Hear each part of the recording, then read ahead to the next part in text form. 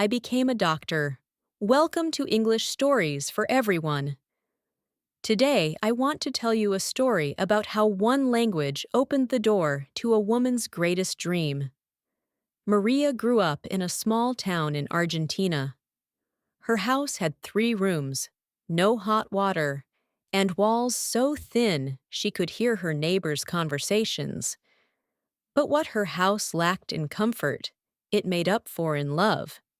Her mother was a nurse who worked night shifts at the local hospital, and her father fixed cars in their tiny garage. Every evening, Maria's mother came home exhausted, her feet aching, her uniform stained. But her eyes always shone with something special: purpose. "Today I helped save a little boy's life," she would say.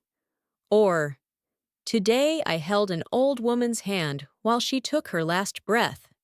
Maria knew from the age of 8 what she wanted to be: a doctor. Not just any doctor. She wanted to be a surgeon, someone who could really save lives with her own hands. But there was a problem, a big problem. Maria's family was poor. Medical school in Argentina was possible, but the best opportunities, the best research, the most advanced training, all of that was in other countries. Countries where people spoke English. English is the language of medicine, her biology teacher told the class one day. If you want to learn from the best doctors in the world, if you want to read the latest research, if you want to work in the best hospitals, you need English. That night, Maria made a decision. She was 15 years old, and she didn't speak a single word of English. But she would learn. The problem was money. English classes were expensive, and her family could barely afford food. So Maria became creative. She found free YouTube videos and watched them every morning before school. She borrowed English books from the library and read them with a dictionary by her side, looking up every single word she didn't know. She listened to English songs and wrote down the lyrics.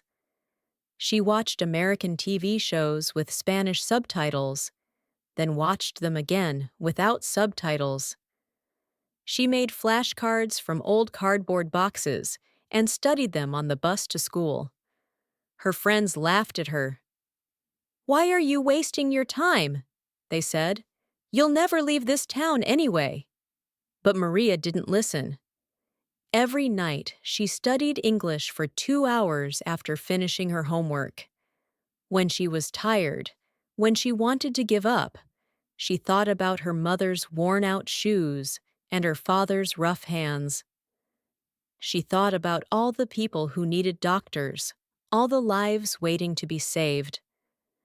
3 years later, at 18, Maria took an international English exam. She passed with excellent scores.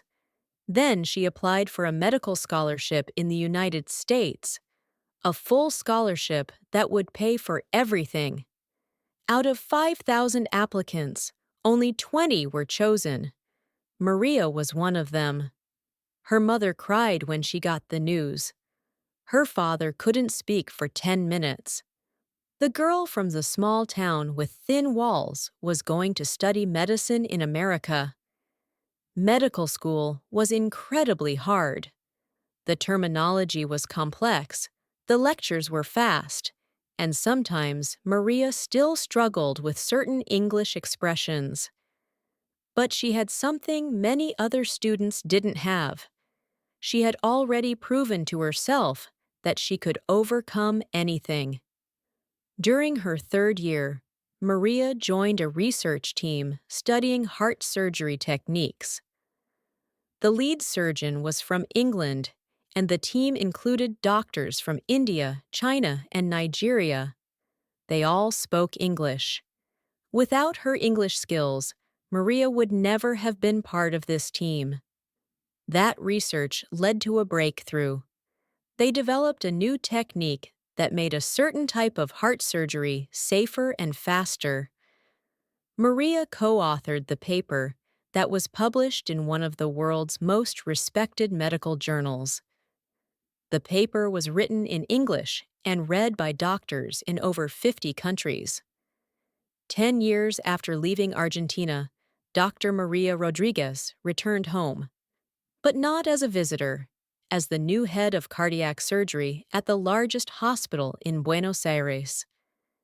She brought with her all the knowledge she had learned, all the techniques she had mastered, all the connections she had made with doctors around the world. Today, Maria trains young Argentine doctors.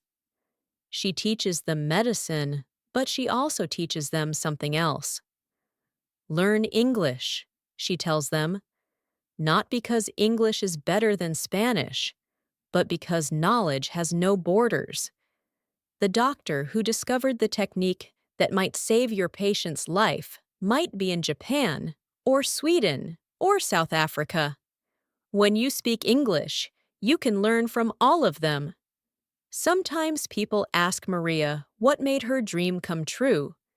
She always smiles and says, "I learned medicine in medical school. But I learned English before that. And learning English is what made everything else possible." Your dream is waiting for you, and English might be the key that unlocks the door.